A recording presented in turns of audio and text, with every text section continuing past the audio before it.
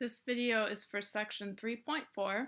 Our objectives in this section are to write the augmented matrix for a linear system, perform matrix row operations, and use matrices to solve linear systems into variables.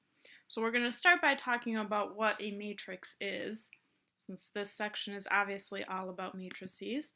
Looking ahead at example 1, here's an example of a matrix. We have rows of numbers and columns. We have brackets around the edges, and then you see that we have a vertical line in the middle. So that's what a matrix looks like. What we're going to talk about first is how to write a matrix from a system of linear equations. When you're writing a matrix, the coefficients, or the numbers in front of the variables,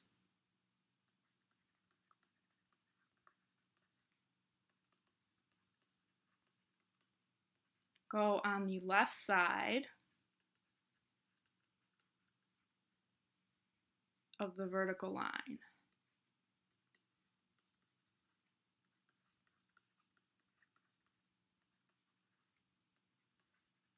So notice when I have my matrix, there's no variables in the matrix, only numbers.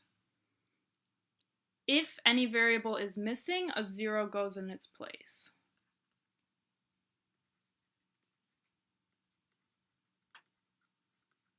And we'll see an example of that in a second.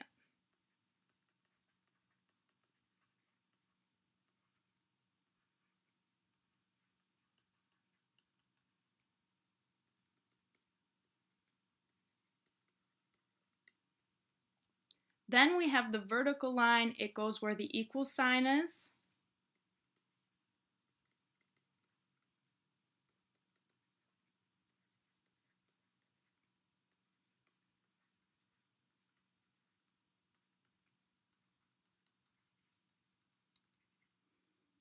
And the constants go to the right, or the numbers on the right of the equal sign.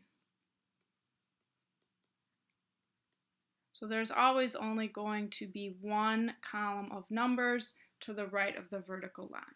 So we're going to do some examples here. These examples are in the book, although this is not an example problem. This is just in the text. So when I'm setting up my matrix, I'm going to draw my bracket around the left side. Any number that doesn't have a number in front, like this x here, I'm going to put a 1 for that variable because it's like an imaginary 1 there. So I'm going to have 1, 3, draw the vertical line, and then put a 5. The bottom row is going to be for the bottom equation. We have a 2 in front of x. There's a minus sign in front of y, and that needs to go with it if there's a minus sign in front of any of the numbers. And then we have -4 on the right side. So one way that you can think about it is that we have kind of a column for numbers in front of x and a column for numbers in front of y. And then the 5 and the -4 are on the right side of the equal sign. For this one, when I put it into a matrix, top row is going to be 3 for x, 4 for y. There's no z, so I put a 0 in the z place. Draw the vertical line, and then I'm going to have 19. So this is going to be x, y, and z. Second row, second equation has no x, 2 in front of y, 3 in front of z, 8 on the right of the equal sign. Third row has 4 in front of x, 0 in front of y, -5 in front of z. Remember to keep those negative signs, and then 7 on the right side. So that's the matrix for that one. So this part is pretty easy. It's basically just copying the numbers from the equations into the matrix. Next, we're going to talk about matrix row operations. There are 4 operations that you can do on matrix rows. The first is that you can interchange or switch around any 2 rows.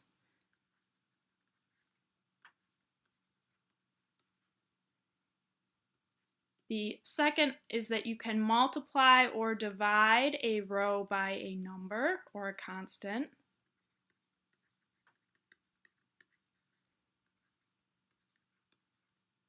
So for example, I could multiply everything in a row by 3, I could divide everything in a row by 5, I could multiply everything in a row by 1/2, etc.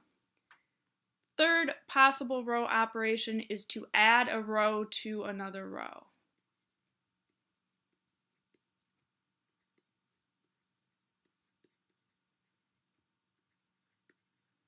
So one thing that you can't do is you can't add the same number to any row like you can with multiplying. So I can't say add 5 to all the numbers in a row, but I can add 2 rows together. The fourth row operation is a combination of number 2 and number 3. It's that you can multiply a row by a constant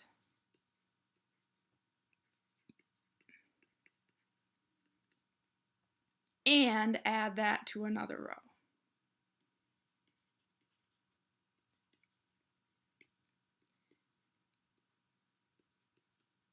And I know that at this point this doesn't really seem like it has any kind of purpose, but when we get to actually solving equations using matrices, that's when we're going to actually use the row operations to solve problems. Right now we're just going to practice doing the row operations. So we're going to look at example 1. This is my matrix here. This is in the book, and then I'm going to perform each indicated row operation. So the first one is this row 1 with the arrow in between row 1 and row 2.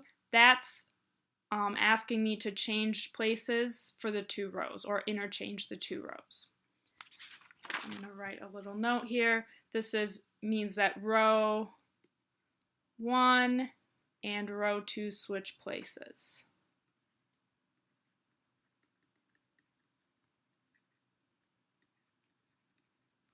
So I'm going to copy my original matrix first.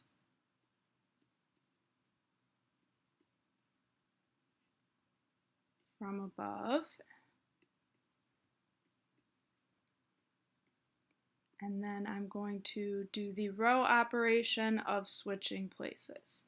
So when I do that, row 2 is going to move to the top. Everything in row 2, including the right side of the vertical line, row 1 is going to move to row 2. And row 3 is not going to change. So I'm just going to copy those numbers over again. So that's what it's going to look like. Row 1 and row 2 switch places. And again, that symbol with the double-sided arrow, that's what that means. B says 1/3 times row 1. So what that's going to look like, I'm going to copy my original matrix here.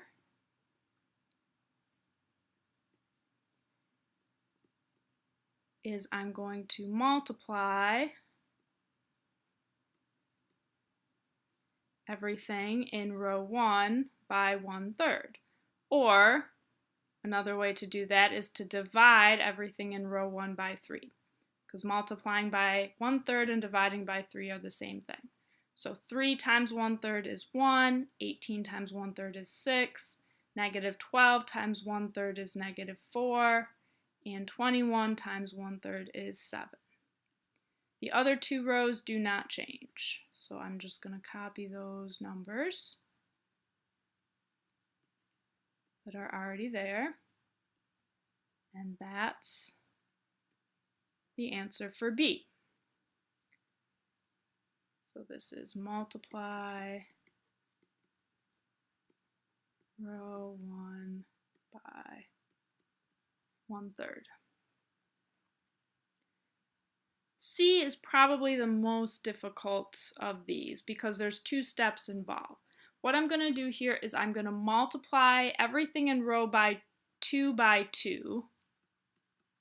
So this is multiply row 2 by 2 and add the result to row 3.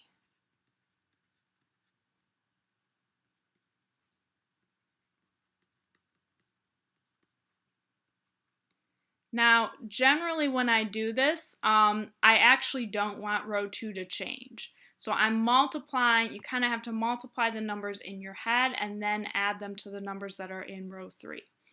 So note that row 2 does not change. I'm only changing row 3 here. Aside from the interchange 2 rows, row operations only are going to affect one of the rows of the matrix. So I'm going to copy my original numbers here first.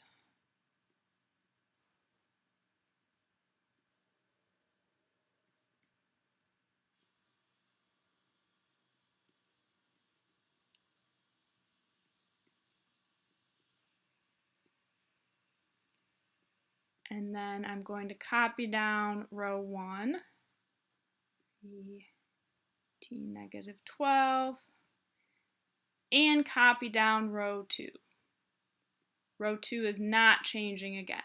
The way that they write this is that basically this is taking this, multiply row 2 by 2, and adding it to row 3. So the second row, the way that this is written, is the one that's going to change. So row 3 is what's going to change here. So I'm going to multiply 2 times the 1 that's here and add that to what's already in row 3, which is negative 2. So I'm going to do 2 times 1, which is 2, and add to the negative 2 that's already there in row 3. 2 plus negative 2 is 0. Next, I'm going to multiply row 2 by 2. 2 times 2 is 4.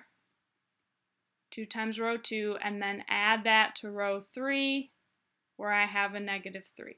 So that's going to give me a 1. And I'm going to do 2 times row 2, gives me negative 6. Add to what's already there, which is 4. Negative 6 plus 4 is negative 2. And then I'm going to do 2 times row 2.